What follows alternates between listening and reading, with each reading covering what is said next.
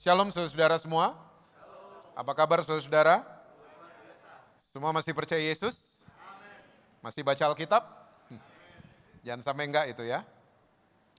Oke, kita langsung lihat Alkitab kita bersama dalam kitab Ibrani pasalnya yang ke-12. Ayatnya yang ke-26 sampai dengan ayat yang ke-28.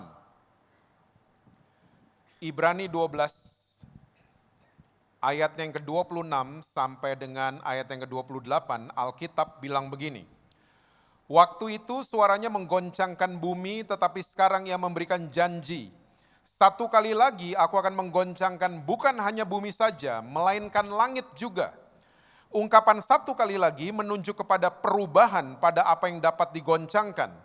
Karena ia dijadikan supaya tinggal tetap apa yang tidak tergoncangkan. Jadi karena kita menerima kerajaan yang tidak tergoncangkan, marilah kita mengucap syukur dan beribadah kepada Allah menurut cara yang berkenan kepadanya dengan hormat dan takut. Saudara, jelas firman Tuhan catat buat kita semua bahwa Tuhan berjanji. Gak hanya bumi saja, langit Tuhan juga akan goncang. Jadi ternyata goncangan itu merupakan janji daripada Tuhannya saudara dan saya. Dan saya percaya semua saudara yang hadir pada siang hari ini sudah pada tahu bahwa janjinya Tuhan kita itu selalu ya dan amin. Nah, kalau gitu kita orang-orang Kristen jangan suka tengking-tengking goncangan. Hilang aminnya. Kita nggak biasa sama ginian. Kita nggak terbiasa sama goncangan. Kita nggak terbiasa sama pembentukan. Kita nggak terbiasa sama proses. Makanya waktu gini-ginian datang, kita tengking. Kita nggak embrace. Padahal Tuhan izinkan ada goncangan supaya kita makin bertumbuh sebenarnya. Makin jadi dewasa, itu tujuannya goncangan. Tapi karena kita nggak biasa sama gini-ginian, kita tengking-tengking. Tapi percayalah saudara, Tuhan akan buat dan Tuhan sedang kerjakan apa yang namanya goncangan. Jadi kita mesti embrace. Jangan cuma dihardik, ditengking dan lain sebagainya. Kita mulai dari langit ya. Di mana-mana sekarang cuaca ekstrim lagi terjadi. Daerah-daerah yang tropis bisa turun salju, udah makin aneh di mana-mana. Ini bukti Tuhan lagi menggoncang langit. Oke? Bumi jangan ditanya. Apa saja lagi digoncang sama Tuhan? Apa saja, you name it. Perusahaan-perusahaan digoncang. Gereja-gereja digoncang. Keluarga-keluarga digoncang. Bahkan Tuhan mengizinkan iman kita ini lagi digoncangkan. Jadi kalau kita kompromi, kita bisa terbawa arus. Kalau kita kompromi. Karena lagi digoncang. Saya mulai ngelihat negara yang katanya maju dalam teknologi, justru moral mereka mengalami kepunahan. Kepunahan moral lagi terjadi di negara-negara maju. Amerika contohnya. Ya, dari tahun 60-an Alkitab dikeluarin dari sekolah. Pelajaran agama nggak ada lagi di sekolah. Jadi Alkitab pindah tempatnya di penjara. Alkitab di Amerika jadi buku penyesalan, bukan buku transformasi. Kalau udah masuk penjara, penjahat baru baca Alkitab nangis-nangis, oh saya nyesel dan lain sebagainya. Tahun 60-an udah digituin. Sekarang Amerika kalau saudara ke sana, uangnya boleh tulisan In God We Trust. Tapi kepunahan moral sedang terjadi di Amerika. Gender cuma diciptakan 2 sama Tuhan. Di Amerika jadi 105. Gender cuma 2 kan, pria dan wanita. Ya, di Amerika 105. Orang yang mau jadi kucing sekarang silahkan. Mukanya dioperasi kayak kucing. Kalau dia sakit ke dokter hewan. Bukan ke dokter biasa. Dokter hewannya bilang gini, saya nggak terima. Dituntut dokter hewannya. Dan kalau dia ngumpul sama teman-temannya, teman-temannya harus menerima dia kalau dia makan, gak di meja makan, tapi di lantai. Kepunahan moral lagi terjadi di mana-mana. LGBT masuk di mana-mana. Kalau kita mau lihat baik-baik. Sampai di Jakarta, kota kelahiran saya, udah mulai support gini-ginian. Saya orang yang lahir di Jakarta. Sudah terbiasa ngelihat toilet di Jakarta, toilet umum, tulisannya pria dan wanita. Sama di Bewok? Sama ya? Kalau nggak pria dan wanita, ada gambar keris sama gambar konde. Itu toilet umum di Indonesia. Tiba-tiba ada restoran di daerah Jakarta Selatan, toiletnya tulisannya berdiri dan duduk. Jadi cowok-cowok yang duduk boleh masuk di situ. Itu maksudnya. Toilet dengan tulisan seperti ini di Eropa udah biasa. Untuk support LGBTQ udah biasa. Saya kaget kok di Jakarta udah ada. Kok di kota kelahiran saya sudah ada gini-ginian. Saya kaget. Ini bukti. Iman kita lagi digoncang. Tuhan izinkan goncangan terjadi di mana-mana. Tapi saudara gak perlu khawatir, karena ada berita bagus ternyata. Alkitab catat saudara dan saya punya satu yang tidak tergoncangkan. Namanya kerajaan sorga. Nah pegangan sama ginian. Pegangan sama apanya Pak? Pegangan sama prinsipnya. Ya, pegangan sama firman Tuhan. Pegangan. Saya adalah seorang yang gak apa-apa ngelihat orang-orang Kristen punya deposito banyak, asuransinya banyak, nggak apa-apa gitu-gituan. Tapi saya mau katakan buat saudara, jangan terlalu pegangan sama itu semua. Karena apa saja in any seconds, dalam hitungan detik, bisa digoncang sama Tuhan. Karena cuma satu yang tidak tergoncangkan, kerajaan sorga. Ya, dan gini, kita mesti mulai mengerti bahwa goncangan selalu targetnya adalah bagian dasar. Betul apa betul? Goncangan selalu menyerang fondasi. Goncangan selalu menyerang di area yang tidak kelihatan. Itu goncangan. Dan kita semua mesti tahu bahwa Yesus concern sama fondasi. Yesus sangat memperhatikan bagian dasar yang tidak kelihatan sama siapapun. Makanya Yesus bilang di Lukas 6, pengikutnya ada dua macam. Yang pertama orang yang cuma hobi mendengar, kata Yesus. Dia seperti orang yang membangun rumah di atas pasir. Bangunannya ada? Ada bangunannya. Ya, kalau Yesus, daddy kita, concern sama dasar, sama fondasi, anak-anaknya juga ya. Anak-anaknya mesti concern sama fondasi. Karena sekarang banyak orang fokus sama bangunan. Foto diedit-edit, ya, pokoknya mesti kelihatan bagus. Cuman fokus sama bangunan. Kita nggak fokus sama dasar. Dan Yesus bilang orang yang cuman hobinya mendengar saja, bangunan ini kelihatan kualitasnya waktu ada goncangan kan? Ada banjir, ada angin ribut. Sama kan? Orang kelihatan aslinya waktu ada pressure. Hah? Kalau lagi kebaktian gini kita akan lihat muka malaikat semua kan? Tapi coba ada tekanan, ada pressure, ada masalah. Orang kelihatan aslinya kayak gimana? Kelihatan. Nah sama rumah ini yang dibangun di atas pasir, kualitasnya kelihatan. Waktu banjir, angin ribut dan lain. Dia segera rubuh kata Yesus dan hebatlah kerusakannya. Tapi ada satu lagi pengikut Yesus, hobinya mendengar dan melakukan. Nah ini harus jadi dasar kita. Mereka seperti orang yang membangun rumah di atas batu. Waktu ada goncangan, waktu ada angin ribut, waktu ada ini, ada itu, dan lain. Rumah itu kokoh dibangun. Jadi ternyata Yesus concern sama bagian yang di bawah. Yesus concern sama fondasi. Ya, karena goncangan selalu menyerang fondasi. Mazmur 11 ayat yang ketiga, coba lihat. Mazmur 11 ayatnya yang ketiga, Alkitab bilang begini, apabila dasar-dasar dihancurkan, apakah yang dapat dibuat oleh orang benar itu? Ya, pemazmur juga kasih konfirmasi bahwa dasar itu penting. Kalau sampai hancur, orang benar. Pengertian orang benar di sini adalah the righteous man. Righteous punya pengertian orang yang ngerti posisi berdirinya di hadapan Tuhan. Jadi orang benar di ayat ini bukan berarti lebih benar dari orang lain, bukan. Tapi pengertian orang benar di ayat ini adalah dia mengerti posisi berdirinya di hadapan Tuhan. Tapi waktu dasar-dasar dihancurkan, dia juga nggak bisa bikin apa-apa. Dasarnya hancur soalnya. Makanya the righteous man sekalipun, walaupun dia mengerti posisi berdirinya, dia harus memperhatikan dasar kehidupannya juga. Apa tadi? Mendengar dan melakukan. itu dasar terkokoh yang kita miliki. Mendengar dan melakukan prinsip kerajaan sorga. Oke? Nah, saya mau tanya sekarang. Mimbar ini, kalau diambil dari gereja, saya mau tanya, gerejanya masih ada nggak? Masih. Pembicaranya tiba-tiba rapture, diangkat ke surga. Gerejanya masih ada nggak?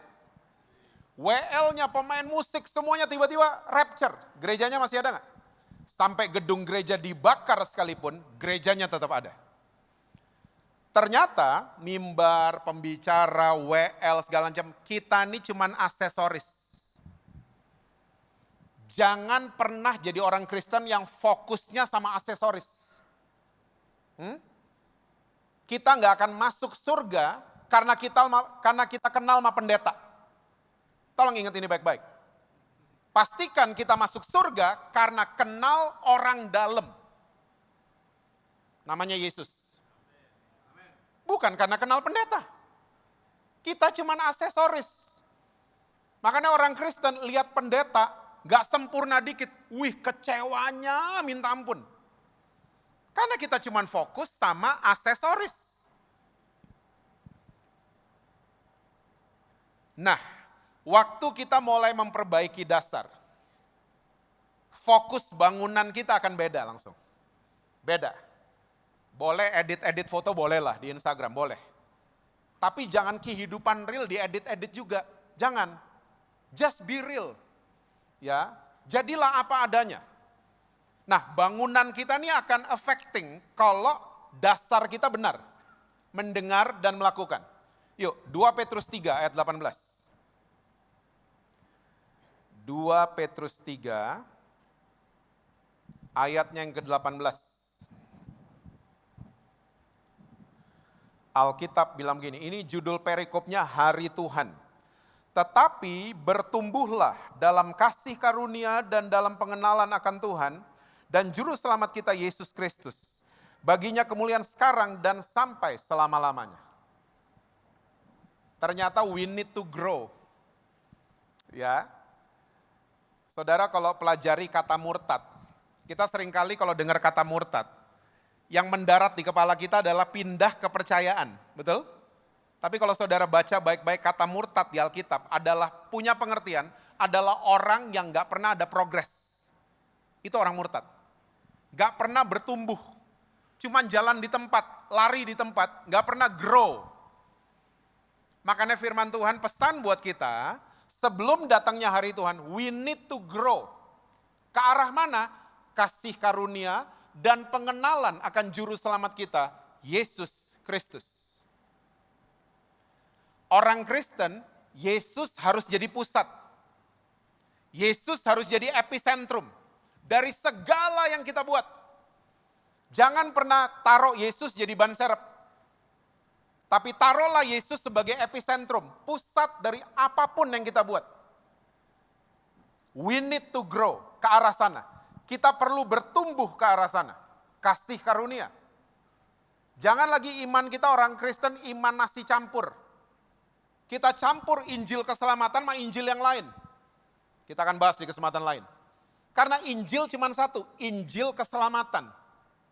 Tidak ada Injil kemakmuran, gak ada di Alkitab saudara dan saya. Makanya Rasul Paulus pesan sama jemaat gereja di Galatia. Kamu terpesona sama apa? Sama Injil yang mana? Berarti ada Injil yang lain. Yang ditawarkan sama manusia. Karena Injil cuma satu. Injil keselamatan. Namanya kasih karunia. Bertumbuh dong ke arah sini. Percayalah bahwa Yesus sayang sama saudara dan saya. Percayalah, kita lagi kepleset, Yesus tetap sayang sama saudara dan saya. Roaming langsung. Yesus sayang sama kita bukan waktu kita lagi baik-baik doang. Manusia sayang sama kita waktu kita baik-baik doang. Ya, tapi Yesus sayang sama kita apa adanya kita. Saudara lagi kepleset hari ini, Yesus tetap sayang sama saudara.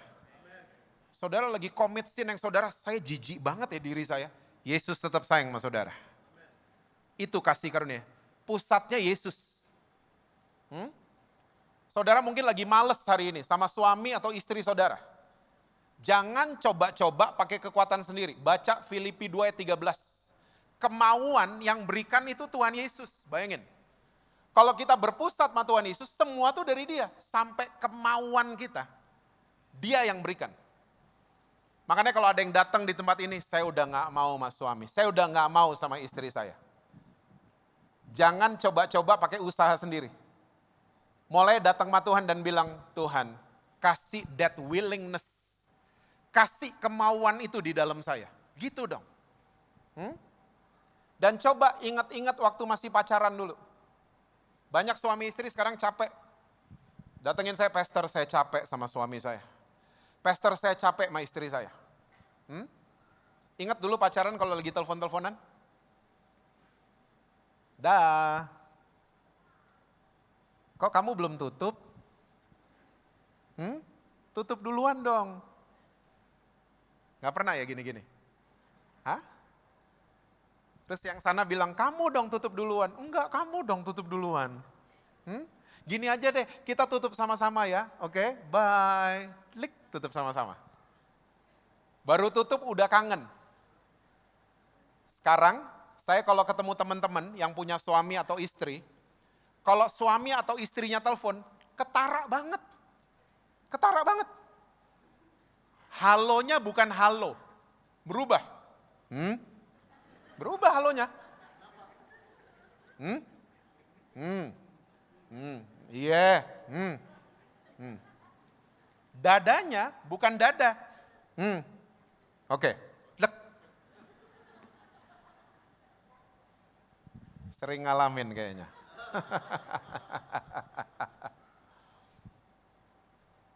That willingness udah gak ada. Dan jangan coba-coba pakai kemauan sendiri. Minta Tuhan yang drop itu kemauan. Drop di saya Tuhan. Karena suami istri makin mereka menjadikan Yesus pusat dari segala-galanya. Pusat. Bukan semakin jauh nih suami istri, semakin dekat satu dengan yang lain. Yesus pusat dari segala-galanya. Saudara tahu kekristenan, kecerdasan spiritual adalah kalau kita bawa Yesus kemanapun kita pergi. Karena 2 Korintus 13 ayat 5, saudara bisa catat dan baca di rumah. Kita ini enggak tahan uji karena kita enggak percaya Yesus ada di dalam kita, kata Rasul Paulus. Makanya orang Kristen jadi agamawi. Kuatnya cuma Senin Selasa, karena minggunya baru dikhotbahin. Ya, kita pikir Yesus ada di tempat tertentu. Kita pikir Yesus ada di gedung tertentu. Yang parahnya kita pikir Yesus ada di negara tertentu. Wah Pak, kalau nyembah Yesus di negara itu beda sama di Pluit Pak. Nyembah Yesus di negara itu Pak, WL-nya cuma pakai gitar, nggak pakai sound system. Merinding loh Pak. Pernah ke kamar mayat jam 2 pagi? Pasti merinding. Kita memframing hadirat Tuhan ditandakan dengan merinding atau tidaknya kita. Come on. Kita akhirnya jadi orang Kristen yang gitu. Senin Selasa kuat, Rebo tergoda, Kamis jatuh, Jumat parah, Sabtu nyesel. Minggu gereja lagi. Orang Kristen yang tidak tahan uji. Karena mereka tidak percaya Yesus ada di dalam mereka. Jadi ternyata kecerdasan spiritual adalah kitab yang kita baca bisa dibaca sama orang banyak lewat kelakuan kita. Perlu saya ulang? Kecerdasan spiritual adalah kitab yang kita baca bisa dibaca sama orang-orang lewat perbuatan, kelakuan, dan keputusan yang kita ambil. Kita baca Alkitab, dunia enggak. Dunia baca lewat kelakuan kita. Itu spiritual intelligence. Itu kekristenan. Bawa Tuhan kemanapun kita pergi. Bukan Tuhan didatengin, bukan. Yesus apanya? Pusatnya. Dia ada di sini soalnya. Dia pusatnya. Dan orang Kristen yang bertumbuh ke arah kasih karunia, mereka akan tahu diri. Nggak enak hati tau nggak? Nggak enak hati. Orang kalau nggak enak hati biasanya nggak mau ulang salah yang sama. Karena orang yang ngurang salah yang sama itu namanya doyan. Kasih karunia kita jatuh, Tuhan sayang sama kita. Jangan diulang, tahu diri. Percaya bahwa saya disayang banget sama Tuhan. Sorry Tuhan, saya nggak mau ulang salah yang sama. Saya ngelihat bangsa yang tahu diri adalah bangsa Jepang. Ya, ini true story. Ada orang Indonesia datang, sampai di Jepang dia ngerokok. Dia rokoknya habis, pakai cara Indonesia, langsung disentil rokoknya. Tek. Buang sembarangan. Tahu nggak orang Jepang ngelihat? Rokoknya diambil, masih nyala, dimatiin di aspal. Dia keluarin tisu, aspalnya dilap. Rokoknya dimasukin ke tisu, dia buang ke tempat sampah. Orang Jepang punya budaya, kalau nolong orang lain, it's an honor. Kehormatan buat dirinya. Jadi orang Indonesianya abis dia buangin tuh rokoknya, dia datengin orang Indonesia, dia nunduk. Orang Indonesianya culture shock. Besoknya dia ulang lagi, tidak diulang lagi sama orang Indonesianya, shock dia. Jadi bersih tiba-tiba. Karena budaya, kulturnya orang Jepang begitu, bersihan. Yang nonton sepak bola waktu Piala Dunia, Jepang ikut. Habis pertandingan selesai, supporternya Jepang bersihin stadion. Oh, nggak ada yang nonton bola ya? Oke. Ini pernah terjadi. Jadi sampah-sampahnya dipungut sama mereka semua sampai bersih stadionnya. Dunia bingung lihat bersihnya mereka. Karena apa? Anak-anak di Jepang, SD mereka yang diajarin budaya sama attitude. SMP, SMA baru penjurusan, baru mata pelajaran. Ya. Jadi bersih itu udah kultur dari sini, munculnya dari sini. Dia lihat orang buang sembarangan, dia nggak marah. Dia nunduk malahan. Beda sama Singapura, bersih karena takut didenda. Iya. Hah? Semua ketakutan didenda. Kita orang Kristen yang mana sekarang? Tahu diri atau takut didenda? Baca Alkitab cuma karena takut. Ke gereja lo, biar company kita ada terus. Nanti bangkrut lo nanti. Cuman ketakutan. Enggak, Yesus enggak gitu. Dia sayang sama saudara, itu sayangnya seharusnya membuat saudara dan saya tahu diri. Kita malah jadi excellent. Kita akan nolongin orang dari sini. Bukan karena disuruh sama siapa-siapa, bukan karena ada kepentingan, bukan. Bertumbuh ke arah kasih karunia. Saya khawatirnya begini. Kalau kita nggak bertumbuh ke arah kasih karunia, akhirnya kita bertumbuhnya ke arah lawannya kasih. Tahu lawannya kasih? Nafsu. Itu lawannya kasih. Makanya Alkitab bilangan kasih itu sabar. Lawannya sabar? Nggak sabar. Makanya yang masih single, ya, kalau mau ngetes calon kalian, sayang sama kalian, tes aja, dia sabar apa enggak? Kalau dia nggak sabaran, pengen cepat-cepat buka baju, nah dia nggak sayang sama lo. Dia nafsu doang sama lo. Cek itu aja. Dia sabar nggak? Karena kasih itu sabar. Cek, dia cemburuan nggak? Kasih tidak cemburu. Cemburuan tuh orang nafsu. Yuk kita lihat 1 Korintus 13 ayatnya yang ke-11. Ini ayat jarang dibaca. 1 Korintus 13.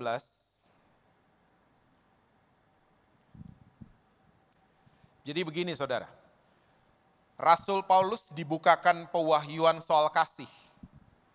Di tengah kota yang dikuasai sama nafsu. Kota Korintus, Yunani. Itu ada salah satu dewi yang menguasai kota Korintus, namanya Dewi Afrodit. Dewi Afrodit adalah dewi seksnya orang Yunani, orang Korintus. Cowoknya banyak, suaminya banyak, pacarnya banyak, selingkuhannya banyak, Afrodit. Dan anak-anaknya juga banyak. Dan nama anak-anaknya ngeri semua. Tahu nggak anak sulungnya namanya siapa? Eros. Bahasa Indonesianya nafsu. Anak pertama. Anak kedua namanya Phobos. Phobos itu akar kata dari fobia. Bahasa Indonesianya takut. Can you imagine ada keluarga anak-anaknya kayak gini namanya? Nafsu, udah mandi belum? Takut, makan dulu gitu. Ih, ngeri banget tuh keluarga kayak gini. Afrodit, anak-anaknya namanya begitu. Ada yang namanya teror dan lain sebagainya. Ngeri-ngeri namanya. Nah saudara, yang saudara mesti ingat begini. Orang yang nggak dikuasai sama kasih Kristus, dia akan kejebak di dua ini. Nafsu sama ketakutan. Always. Ya. Nafsu sama takut. Saya ketemu banyak orang Kristen, di NDC nggak ada. Adanya di NDD. Saya ketemu banyak orang Kristen sekarang nafsuan loh. Nafsuan. Nafsu sama laki orang. Nafsu sama bini orang. Nafsu pengen cepet kaya.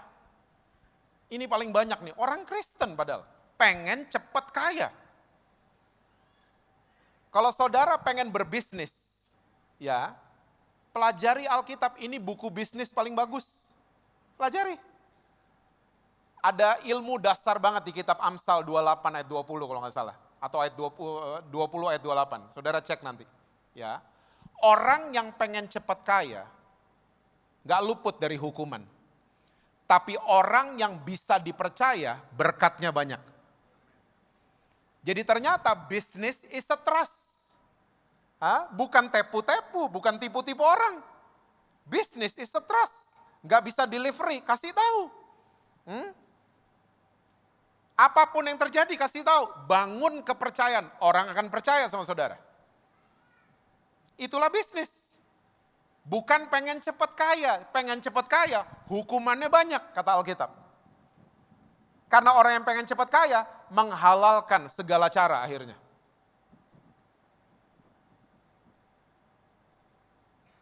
Jadilah orang yang bisa dipercaya. Seperti Tuhan Yesus kita. Yesus pusat kan? Yesus bisa dipercaya? Salah satu kita percaya sama Yesus karena dia selalu nepatin janji. Orang yang gak bisa dipercaya adalah orang yang suka ingkar janji.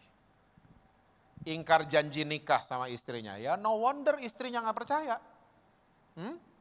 No wonder suami gak percaya karena istri ingkar janji.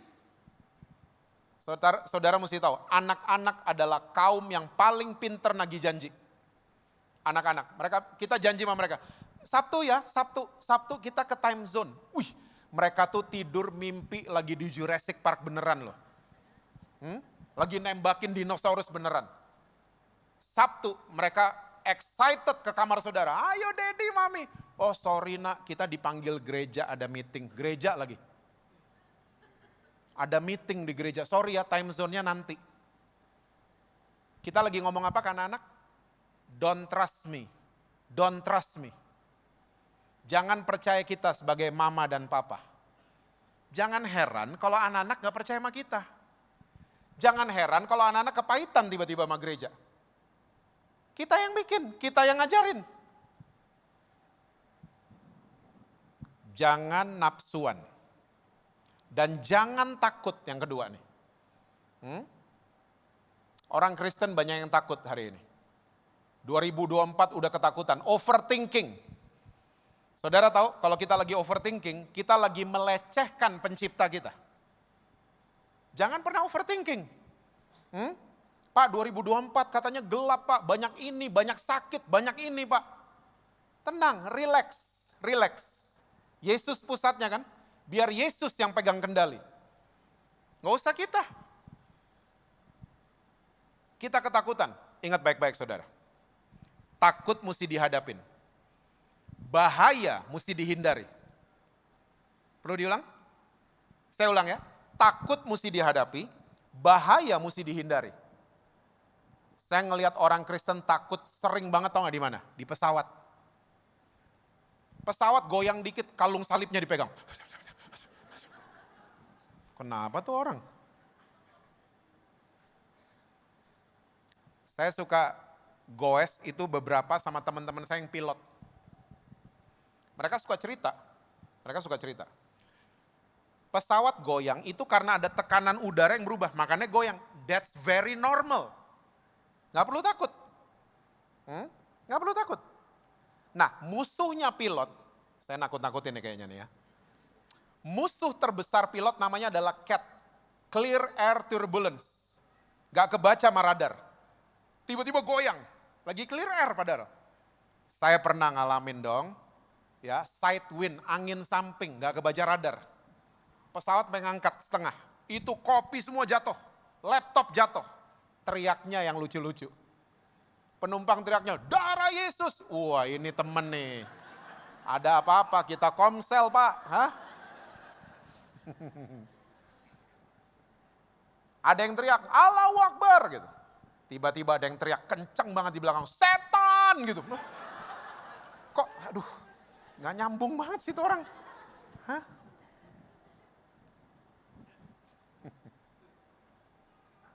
Takut dihadapi ya saudara. Bahaya dihindari. Kalau di depan saudara ada ular kobra, itu bahaya. Itu bahaya. Jangan karena, wah ada Tuhan Yesus, kamu lucu banget, sini. Itu namanya blow on.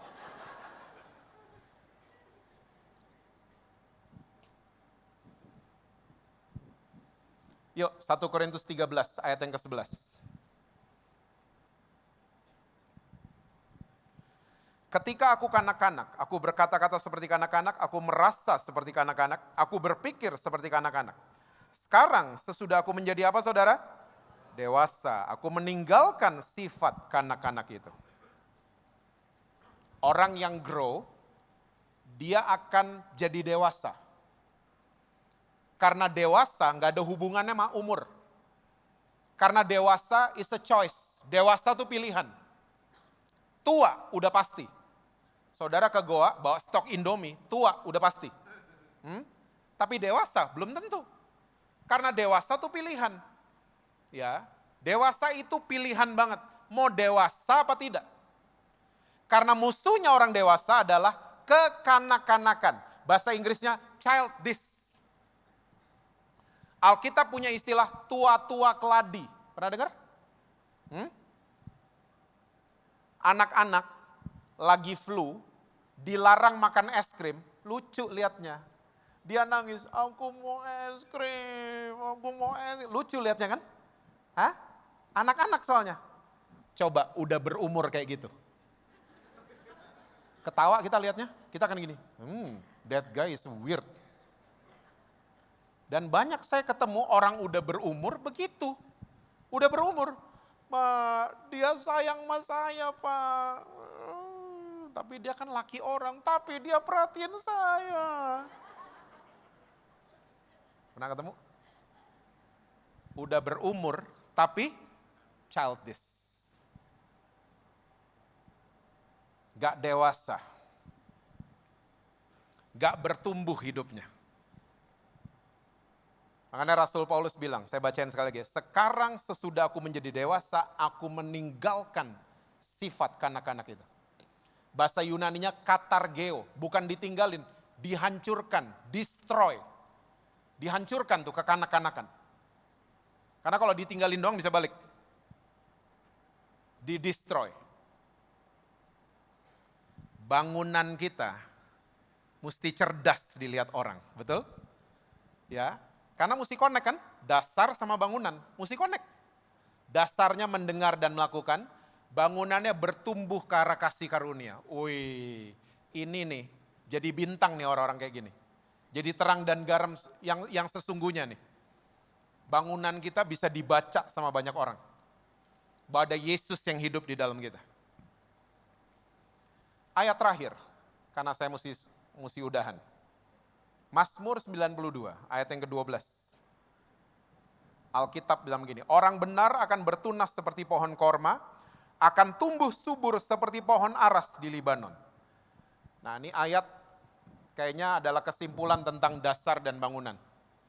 Ya, bangunan tumbuh subur seperti pohon aras di Libanon itu adalah bangunan yang dahsyat. Karena kalau saudara Google, cek bendera Libanon, tengahnya bendera Libanon itu ada pohon aras warna merah. Bendera Libanon. Itu kebanggaannya orang Libanon. Karena apa? Kayu aras itu kuatnya luar biasa. Dipakai bisa ratusan tahun, bayangin, untuk rumah loh. Bisa ratusan tahun dia nggak kenapa-napa. Kuat sekali. Dan ini kebanggaannya orang Libanon. Pohon aras. Tapi waktu ditanam, kita harus jadi kayak pohon korma. Ya, orang benar akan bertunas seperti pohon korma. Pohon korma kalau ditanam, ya, lobang yang digali 5 meter. Dia ditaruh di bawah akarnya dan digencet sama batu setinggi 5 meter. Karena dia di padang gurun. Yang landscape-nya bisa berubah setiap saat. Ya, ditandain sama petaninya. Jadi karena dia dihimpit dari atas, akar korma tumbuhnya ke kanan dan ke kiri. Dan waktu dia bertumbuh dan keluar buah korma, itu musafir kalau lagi jalan, ya di padang pasir lihat ada pohon korma, itu mereka kayak ngelihat sesuatu yang luar biasa. Langsung korma party itu. Karena buah korma itu bagus buat orang-orang yang dehidrasi, kekurangan gula dan lain sebagainya, kekurangan cairan, bagus makan korma. Dan gak itu aja, mereka senang lihat pohon korma karena gak jauh dari pohon korma pasti ada oasis. Mereka bisa minum, cuci muka, dan lain sebagainya. Itu asalnya dari akar yang dihimpit dari atas. Hasilnya jadi luar biasa. Saudara, ada 2 hal yang berbeda. Ya. Dan seringkali kita menerimanya salah. Padahal 2 hal ini berbeda. Ditanam sama dikubur. Posisi tempatnya sama nggak? Sama, di dalam tanah. Dikubur sama ditanam, beda, kita harus ngerti. Mungkin orang-orang lagi giniin saudara, lo mati lo, bisnis lo mati. Usaha lo mati. Mungkin saudara lagi digitu-gituin sama banyak orang. Keluarga lo mati ntar lagi. Mati lo gak bisa gerak ntar lagi. Tapi saya mau katakan buat saudara, Yesus gak pernah ngomong gitu sama saudara. Yesus hari ini lagi ngomong buat saudara, kamu gak mati, saya lagi tanam kamu gak dikubur, saya lagi tanam kamu. Mungkin kamu banyak pressure, banyak tekanan, banyak gini, banyak gitu. Tapi percayalah, waktu kita membangun dasar di atas mendengar dan melakukan, saya percaya kita akan bertumbuh kuat dan berbuah, berguna buat orang banyak. Ya, jadi berkat buat banyak orang, saudara. Amin. Mungkin kita lagi dihimpit sama banyak masalah hari ini. Don't worry. Jangan lakukan apa-apa, tetap lakukan firman Tuhan. Saya percaya saudara akan bertumbuh jadi orang yang luar biasa nanti. Karena kemenangan siap menyambut saudara-saudara semua. Amin saudara. Tuhan berkati saudara-saudara semua. Selalu sukses, harmonis, dan rekening bank selalu penuh buat saudara.